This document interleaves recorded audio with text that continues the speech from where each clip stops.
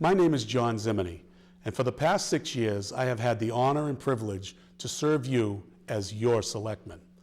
I come to you today to ask for your continued support and vote, as I am again a candidate for re-election to the Board of Selectmen in the upcoming May 2nd town elections. For those of you who do not know me, let me tell you a little bit about myself. I have been a resident of Dracut for the past 17 years. I'm employed as a compliance specialist at Mass Housing, also known as MFHA. I reside in East Dracut with my lovely wife, Kristen, and my 2 wonderful daughters, Alyssa and Casey. Since moving to Dracut, I have been involved in town government, having served as a member of the Dracut Town Finance Committee and the Town of Dracut Cable Advisory Committee. I'm currently serving as an elected member of the Board of Directors for right here in Dracut Access TV. For the past 6 years, you, the taxpayers of Dracut, have given me your trust. I am honored to have your confidence and serve as your selectman. I hope that you can tell that I take this responsibility very seriously. I have not voted on anything just to make friends. I have never betrayed you. I have always put the taxpayers and the best interest of the town first. Unfortunately, my readiness to ask tough questions and reluctance to go along to get along has frustrated and even angered some people. For that, I will not apologize. I answer to you, the voter and taxpayers of Dracut, no one else. Over the past 6 years, I am proud of being your voice. I am proud of my consistent stance on making owners of liquor licenses live up to their responsibilities. I am happy to say that the current board has joined me in this endeavor. When our underage children are being served alcohol, or an establishment is over-serving patrons, or allowing destructive, loud, and unlicensed activity to occur, we need to act to protect our neighborhoods. The Board of Selectmen is the licensing authority in Dracut. Bad behavior by a liquor license owner needs to be properly dealt with by the board. I am sure that all of you as parents can attest that failing to give the proper attention to the first indiscretion will most likely lead to a second and even a third. When dealing with the sale and service of alcohol, we all know the possible traumatic consequences of irresponsible behavior. I will not play a role in a tragedy. If you own a liquor license in Dracut, you need to know that we will hold you to the highest standard of proper behavior. I vow as a member of the Board of Selectmen to never sleep on this issue. Never.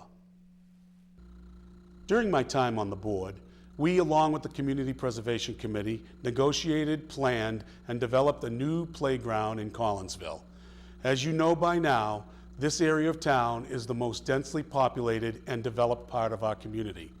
Being able to place a baseball field, a basketball courts, a walking path and tot lot, along with tennis courts, with appropriate lighting in this neighborhood is simply amazing. When we come together as a community, Dracut gets things done, and I am proud to be part of the process. The tough questions were asked during this project's development, and we were able to get through some difficult negotiations. In the end, Dillon McAnesby Park is a new jewel in our community. The Recreation Department was able to use the basketball courts this past summer for summer basketball program. And this year, the Dracut baseball program is expected to be able to use the baseball field. This, along with all of the other use that this park has already realized, truly shows the benefit of this project. When considering taxpayer money, I understand that identifying a need is only half the job. We also have to make sure that the project makes financial sense. That brings me to the former Louisburg Square project. There is no doubt, and nobody will ever debate, that Dracut needs more senior housing. Dracut currently has, and had then, over 200 people on the waiting list for housing. The Louisburg Square project was not the answer. Not only was the building overly priced, and in need of millions of dollars of repairs. Because the apartments were already occupied, it did not even take one senior off the waiting list. Because the tough questions were asked by myself and others, Dracut is now not financially burdened with a money pit that would not even affect one senior on the waiting list. Even further, it has allowed the Dracut Housing Authority to move forward on a new and better project on Lakeview Ave. This project is new construction on property already owned by the authority, and on day one will take seniors off the waiting list and into a home. This project positively affects a need for the town and makes financial sense. That is good government. Speaking of good government, Dracut has been able to hold its own during the current global economic crisis, and we are in much better shape than most communities in the Merrimack Valley. We have been able to maintain our economic stability while continuing to have one of the lowest tax rates in the area and preserving a high level of service. This is truly remarkable. The leadership on the Board of Selectmen over the past 6 years has led Dracut down a very stable path, and I am very proud to have a voice on that board. With that said, Dracut would not be where it is today without the professional management of our town manager, Dennis Peendak. The pending retirement of Dennis is something that we all knew was bound to happen, but really never thought the day would come. Reality has set in, and we must now plan for the future. It is my opinion that the choosing of the next town manager is the most important issue facing the next board. During the recent candidates forum, a question was asked about what qualifications each candidate would be looking for in the next town manager. Here is my answer to that question. Now we're moving on to the third question, and actually this is the question I've been looking forward to asking. Without mentioning the name Dennis Peendak, please state 4 qualities you would require for the new Dracut town manager. John Zimini? I'll be looking for a person with a strong fiscal managerial background, someone with a proven record. I'll be looking for someone who has experience in municipal government and managing municipal government, someone with at least 5 years of experience at that level. I want somebody with strong grant writing background so that they can come out and seek out federal and state and even private grants that we may be able to get to help our school system as well as our everyday management of our town. I'll also be looking for a record of economic development.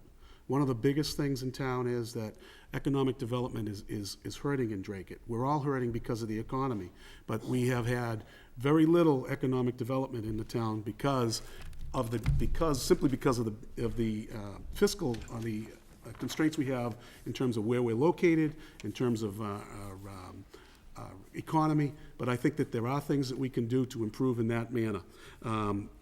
One of the other things I think the person has to have is a strong personality, not a politician type personality, but a strong personality that's able to deal with the everyday workings of town hall and be able to manage the different personalities that exist in the town. And I too am not in favor of a former politician to be the next manager. I want someone with strong fiscal and municipal background to come in here. Now, as you can tell, I have given this issue of the next town manager much consideration. I have spoken with many residents, and I believe that I have a strong understanding as to what you, the taxpayer, want in the next town manager. And if re-elected, I will make sure that your voice is heard. Now, I would like to briefly discuss the ballot question relative to the renovation of the high school. There has already been a lot of talk on this issue. I just want to let you know why I support this project. The bidding for reimbursement is based on need. It was the state's officials, not just the town officials, that made the determination that the Dracut High School was one of the schools in the entire state most in need of renovations. This project was brought before our school committee, our Board of Selectmen, our Permanent Building Committee, and our Finance Committee. All of these committees support this project.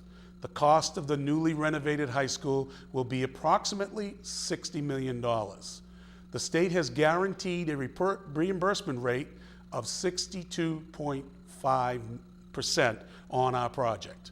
This means that the state will fund approximately $37 million and the town will finance the remaining amount.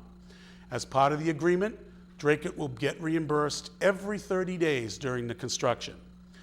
We will lose the $37 million reimbursement if we do not approve this project, and we will still have the incredible need for renovations.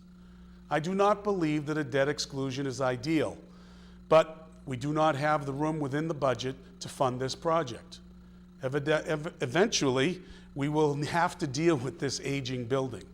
I believe that taking advantage of the 62.5% reimbursement, some $37 million, makes common sense for the town and financial sense for the town.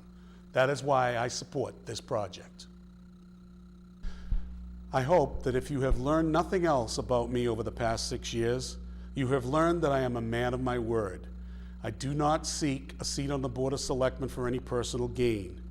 I was taught by my parents, teachers, and role models, as many of you were, that community service is a vital need and that one should play a positive role in shaping their government. That is why I sponsored an article at the last town meeting to eliminate the stipends and health insurance perk for all elected officials. When the article failed at town meeting, I informed the town treasurer and town council, as I promised I would, that I was refusing the stipend and that I wanted it to be returned to the town's general fund. Currently, I am the only elected official in town that does not take the stipend. In closing, I want to thank you for your support over the past 6 years. It has been my honor and privilege to serve you. I continue to be an independent voice for you, controlled by no one or no special interest group. I humbly ask you for one of your 2 votes in the upcoming town election on Monday, May 2nd. Thank you and good day.